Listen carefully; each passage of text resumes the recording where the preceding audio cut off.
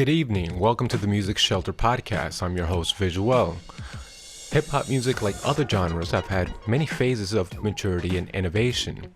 On this episode of the Music Shelter, we'll be reviewing different eras of hip-hop and getting feedback from hip-hop fans, from baby boomers that grew up during the birth of the genre to today's millennials. Hip-hop was birthed in New York City's South Bronx in the 1970s and was an established genre by the 1980s. The first glimpses of hip-hop came from a couple of guys that went by the names of Africa Bambaataa and DJ Kool Herc. This is DJ Kool Herc, the father of hip-hop.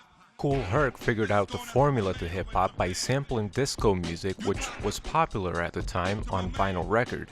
He realized that there were certain breaks in the songs of these records that people would really enjoy more than other parts of the song.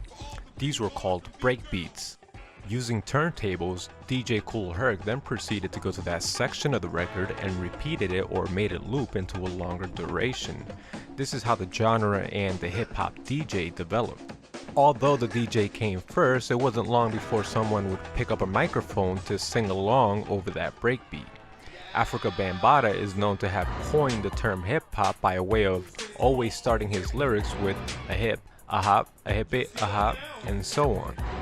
One of the first breakthroughs bridging hip-hop into the mainstream was a group called the Sugar Hill Gang, known mostly for their 1979 hit, Rapper's Delight, the first rap single to become a top 40 hit on the Billboard Hot 100. I played a couple of songs from this era to our panel of hip-hop listeners to get their initial thoughts on what came to mind. What is the first thing that comes to mind when you hear this? It's old school, man. Dancing. Older style, Soul Train type music. Their costume, like funky, hats and things like that. What can you tell me about the origins of hip-hop? Started back in the late 70s, early 80s. Not much. It can go back to like jazz and everything like that, and then what produced out of that. No, I don't know how it started. Not too much, really. Groups like Run DMC stepped into the scene in the early 80s and became one of the faces of the hip-hop culture. Now Peter, Piper, pick peppers, but run rock, rhyme, Humpty, Dumpty, fell down. That's his art. Time, Jackie, nimble, what? Nimble, and he was quick, but jam, mass mud, faster, Jacks on Jay's dick. We began to see hip-hop shift into mainstream with no signs of its momentum slowing down.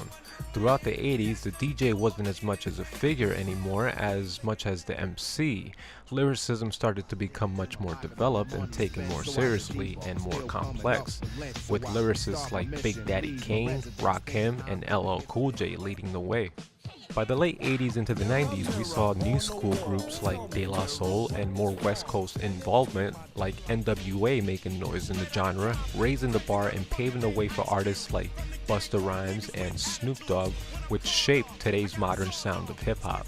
The 90s brought in many different changes and styles to the culture.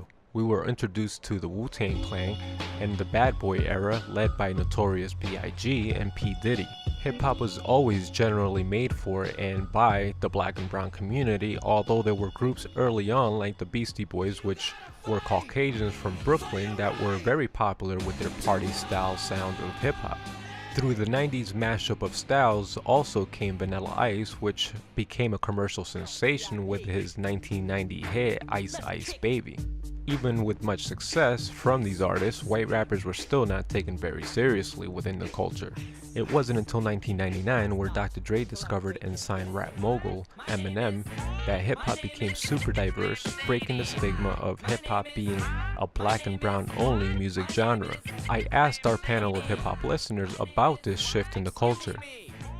What were your thoughts when you first saw and heard Eminem and his music? He was different. Well, he is different. Something new. It was fresh. I was wild, dude. I thought he was a little rebellious. It was new age stuff. It was like edgy. It was the coolest white kid rapper type stuff for me. I thought he was pretty original with his lyrics and his style of music. How much would you say Eminem affected the hip-hop culture? I think maybe he inspired others. I think he encouraged more white rappers. He challenged, the other cultures to really bring their A game. I think Eminem rejuvenated it. When Wu-Tang died off, and Eminem like came right to the rebound. I think he saved it. Hip-hop had spread all over the world by the turn of the century. a lot of East versus West Coast rivalry began to diminish.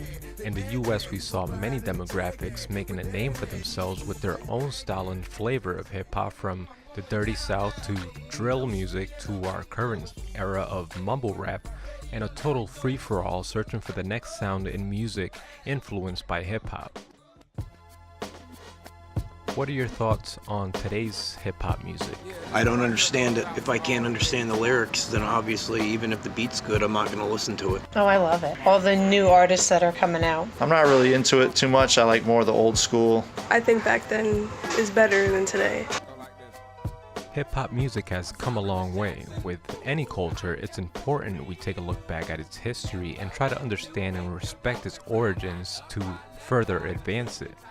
That wraps it up for this episode of The Music Shelter. Tune in next week as we'll be going through the top 10 one-hit wonders of the 90s.